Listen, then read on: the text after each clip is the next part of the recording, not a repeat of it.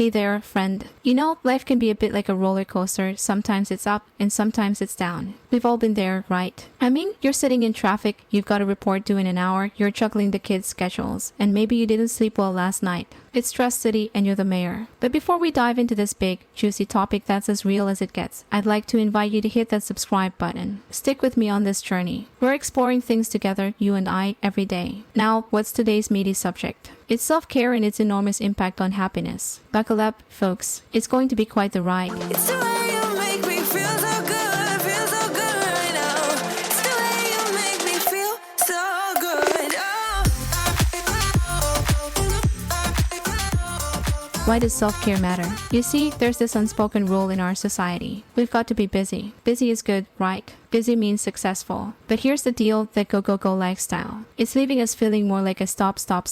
Burnt out, stressed, and honestly pretty unhappy. I mean, do you remember when you were a kid and you'd spend hours just lying in the grass, looking at clouds, daydreaming? When was the last time you did that? Can't remember, right? Yeah, me neither. We're all caught up in this never-ending cycle of work, chores, responsibilities, rinse and repeat. Now, don't get me wrong, I'm not advocating for us to just drop everything and go cloud watching. But a study from the American Psychological Association revealed that chronic stress is linked to the 6 leading causes of death. 6. That's scary stuff, folks. So, what's the solution? You guessed it, self-care. Welcome to Self-Care and Hustle podcast, where your journey to becoming your best version begins. If you're ready to live your best life and find your inner peace, you've come to the right place, giving you insights on all life tips and purpose-driven actions to move you from where you are now to where you want to go. You can do this. This is me, Nestle Poliente, your host. Are you ready? Now, let's dive in. Now, you might be thinking, self-care. Isn't that just bubble baths and spa days? And sure, that's part of it, but it's so much more. Think of self-care as your personal maintenance. Just like your car needs regular oil changes, you need to take time for yourself to recharge and rejuvenate. It's not selfish, it's survival. It's eating right, getting enough sleep, exercising, and doing something you love. It's saying no when you need to. According to a study by the National Institutes of Health, self-care activities can significantly reduce symptoms of depression and anxiety and improve overall well-being. Sounds pretty amazing, right? Well, stick with me because we're just scratching the surface. Ever notice how, when you're well-rested, well-fed, and generally feeling good about yourself, life just seems to go smoother? That's the power of self-care. Let me tell you a story. A friend of mine, let's call her Emily, was in a rut. Work was piling up, her family life was hectic, and she was just utterly drained. Emily decided to try this self-care thing out. She started spending an hour a day on herself. Maybe reading a book, going for a walk, or just relaxing with a cup of tea. Guess what? It changed her life. And there's research to back this up.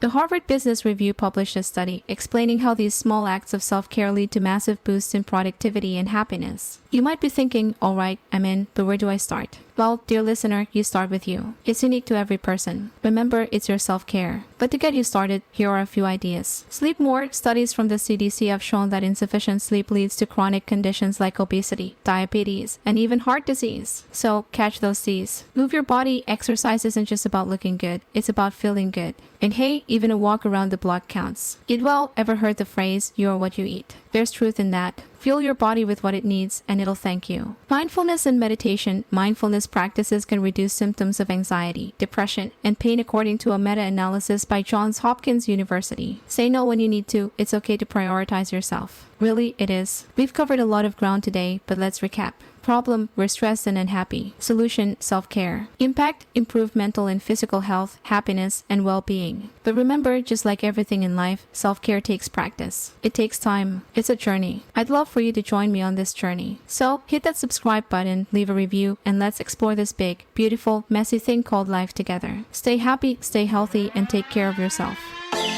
I was worried you blow my reputation, but I figured it's not on me. Yeah. The way you're making me shiver, your hands on myself, I keep pulling the trigger right. This rare finger for people like them. Oh no. Well, darling, on my mind, I'm feeling so fly up in the zone now. I'm like a golden crown, whirling high up in the sky. Oh, it's the way you make me feel so good right now. It's the way you make me feel so good. Oh. Thanks for listening to this episode. I hope you enjoyed our deep dive into all the tips you can use to becoming your best self. To catch all the latest from me, follow me on Instagram and support me by considering buying me a coffee. Link is in the description. And make sure to chill out, listen to your favorite music, and drink your water. See you in my next episode.